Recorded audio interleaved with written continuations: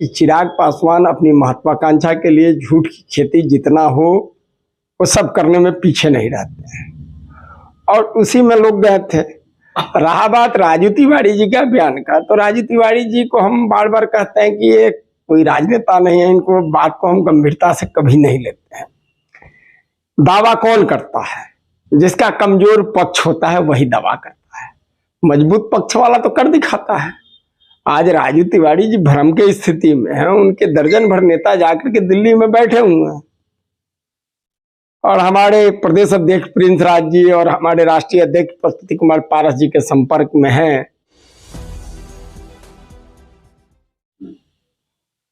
नमस्कार, आप देख रहे हैं 4 PM बिहार और मैं हूं अभिषेक मिश्रा। बिहार में 3 उपचुनाव हुए, माफ कीजिएगा, गोपालगंज, मोकामा और उसके बाद पूर्णिया।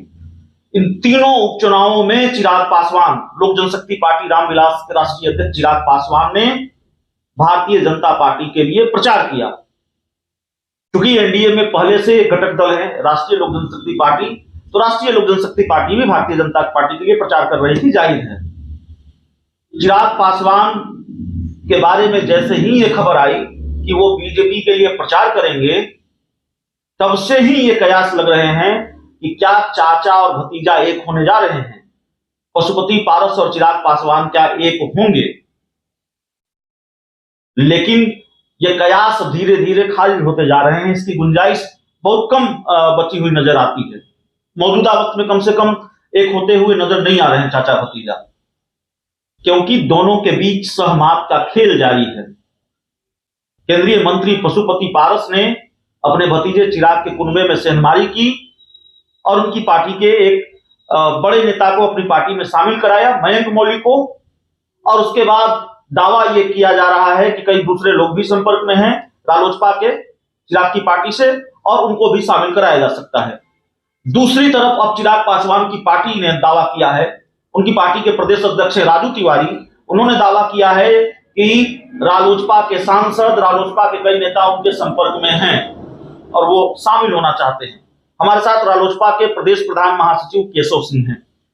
केशव सिंह जी, ठीक है, आपने सेंधमारी तो कर ली, मयंक मौलिक को आप ले आए, लेकिन दावा उस तरफ से सामने आया है कि आपकी पार्टी के सांसद भी उनके संपर्क में हैं, आपकी पार्टी के नेता उनके संपर्क में हैं, और तर्क ये दिया जा रहा है कि चूंकि आपकी पार्टी के कुछ सांसद चिराग पासवान के एक निजी कार्यक्रम में शामिल हुए और इस वजह से वो दावा कर रहे हैं। देखिए, निजी कार्यक्रम नहीं था, उनके नानी जी का देहांत हुआ था, उसका अरदास होता है सिख परंपरा में, लंगर वगैरह का प्रोविजन होता है, उसी के लिए उन्होंने ढिढोरा पीटा कि माननीय प्रधानमंत्री जी नरेंद्र मोदी जी उसमें आ रहे हैं, और उसके डायलेमा में आकर के लोक जनशक्ति माने राष्ट्रीय लोक जनशक्ति पार्टी ही नहीं, भारतीय जनता पार्टी के कई सांसद और नेता चले गए थे। लेकिन सब कोई जानते हैं कि चिराग पासवान अपनी महत्वाकांक्षा के लिए झूठ की खेती जितना हो वो सब करने में पीछे नहीं रहते हैं, और उसी में लोग गए थे। रहा बात राजू तिवारी जी का बयान का, तो राजू तिवारी जी को हम बार बार कहते हैं कि ये कोई राजनेता नहीं है, इनको बात को हम गंभीरता से कभी नहीं लेते हैं। दावा कौन करता है? जिसका कमजोर पक्ष होता है वही दावा करता है, मजबूत पक्ष वाला तो कर दिखाता है। आज राजू तिवारी जी भ्रम की स्थिति में हैं, उनके दर्जन भर नेता जाकर के दिल्ली में बैठे हुए हैं, और हमारे प्रदेश अध्यक्ष प्रिंस राज जी और हमारे राष्ट्रीय अध्यक्ष पशुपति कुमार पारस जी के संपर्क में हैं। एक मिनट रुकिए, ये क्या कर रहे हैं? दर्जन भर नेता, दर्जन भर चिराग पासवान की पार्टी के दर्जन भर नेता दिल्ली में जाकर बैठे हुए हैं और प्रिंस राज के साथ उनकी बातचीत चल रही है। पशुपति कुमार पारस जी से भी सहमति कुछ लोगों के नाम पर हो गया है, बहुत जल्दी हम लोग घोषणा करके दिखाने जा रहे हैं। रही बात कि उनके एक हनुमान प्रवक्ता थे, वह भी आज से 3 रोज पहले मुझको फोन कर करके जी, और नजारा कहाँ था, निशाना क्या था, वो हम समझ रहे थे जी। आशीर्वाद मांग रहे थे, तो आशीर्वाद मांगने का क्या मतलब होता है? यहाँ क्यों लगा हुआ है? उनके यहाँ भगदड़ मच चुका है जी। वो अपना घर संभाले राजू तिवारी जी, तब दूसरे पर टीपा टिप्पणी करेंगे। जहां लोकतंत्र का गला घोटा जाता हो, जहां लोकतंत्र का बलात्कार किया जाता हो, वहां पॉलिटिकल पार्टी नहीं चला सकते हैं लोग, गिरोह और गैंग चला सकते हैं।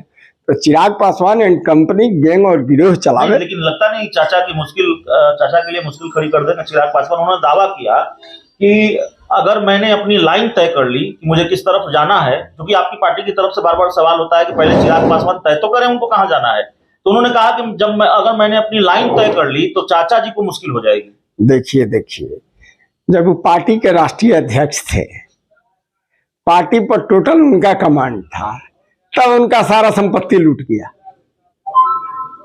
5 MP बगावत कर उनसे अलग हो गए, नेतृत्व परिवर्तन कर लिया, सारा चीज हो गया। उस समय तो बचा नहीं पाए। रहा बात की लाइन लेंथ कब अपना क्लियर करने के लिए, लाइन लेंथ के लिए तो जानवर के समान अपना पूछ पटक रहे हैं कि हमको एनडीए ले ले। हम आपके चैनल के माध्यम से कई बार बता चुके हैं कि जब तक मेरा ग्रीन सिग्नल नहीं होगा तब तक भारतीय जनता पार्टी उनको ग्रीन सिग्नल नहीं देगा और एनडीए में एंट्री नहीं होगी। और इसके अलावा वो क्या ले सकते हैं, महागठबंधन में जाएंगे, ले लाइन लेंथ, पैर तो छूते चलते हैं। उनका तो हाल वही नीतीश कुमार वाला ने हो गया है, लालू यादव वाला, उसी रवैया पर न चले हैं कि एक हाथ रहता है किसी का पैर पर, दूसरा हाथ रहता है किसी का गर्दन पर। ये तो संस्कार और संस्कृति राजद और जदयू का रहा है, वह संस्कार और संस्कृति अपनाए हैं चिराग पासवान, तो उनको बधाई हो। चलिए दावा करते रहे, मुंगेरी लाल का हसीन सपना देखते रहे, सपना में जिए। बड़ा लेकिन केशव सिंह जी बहुत बवाल है, एक बयान भी आया है अब्दुल बारी सिद्दीकी। चलिए चिराग जी से इतर थोड़ा सवाल है। अब्दुल बारी सिद्दीकी आरजेडी के वरिष्ठ नेता हैं, उन्होंने एक बयान दिया कि भाई अपने बच्चों को कह रखा है विदेश में ही बस जाओ, यहाँ मत आना। उस बयान को लेकर बड़ी हाय तौबा मची हुई है। हाय तौबा मचना स्वाभाविक है। पहले बिहार में सरकार किसका है? महागठबंधन का सरकार है, जिस पार्टी के नेता हैं अब्दुल बारी सिद्दीकी जी। लॉ एंड ऑर्डर किसका विषय होता है? भारत संघीय ढांचा है, विधि व्यवस्था किसी भी राज्य का है, शिक्षा, विधि व्यवस्था, ये सब तमाम राज्य सरकार का मुद्दा होता है। तो राज्य का विधि व्यवस्था इतना खराब है तो महागठबंधन के लोगों को स्पष्ट करना चाहिए, अब्दुल बारी सिद्दीकी को तय करना चाहिए, नीतीश कुमार को तय करना चाहिए कि इतना माहौल खराब कर करके क्यों रखे हैं। ये तो अब्दुल बारी सिद्दीकी पहले करें कि हमारे बिहार राज्य का लॉ एंड ऑर्डर इतना खराब है, जब उनको सुरक्षा मिला हुआ है, सारा चीज है, तो उनको रहने लायक माहौल नहीं है। आम आवाम, गरीब गुरबा, किसान मजदूर कैसे इस बिहार राज्य में रह रहा है, कैसे अपने बाल बच्चों का पालन पोषण कर रहा है। उनका तो बाल बच्चा ठीक है, पैसा वाले हैं, उनका विदेश में पढ़ रहा है, तब उनको माहौल ठीक नहीं बुझा रहा।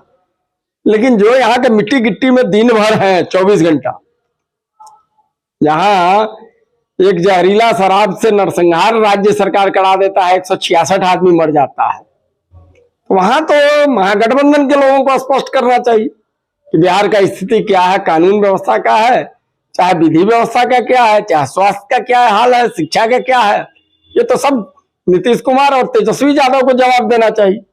नीतीश कुमार, अब्दुल बारी सिद्दीकी अपने राज्य सरकार को घेर रहे हैं और राज्य सरकार को स्पष्ट करना चाहिए। तो देखिए हमारे साथ केशव सिंह जी थे, पार्टी के राष्ट्रीय लोक जनशक्ति पार्टी के प्रदेश प्रधान महासचिव हैं, और जो दावा चिराग पासवान की पार्टी की तरफ से सामने आया कि केशव सिंह जी की पार्टी यानी राष्ट्रीय लोक जनशक्ति पार्टी के कई लोग उनके संपर्क में हैं और यहाँ भगदड़ मच सकती है, तो दावा यहाँ इस तरफ से ये है कि नहीं, भगदड़ तो वहां मचने वाली है, मच गई है दिल्ली की तरफ।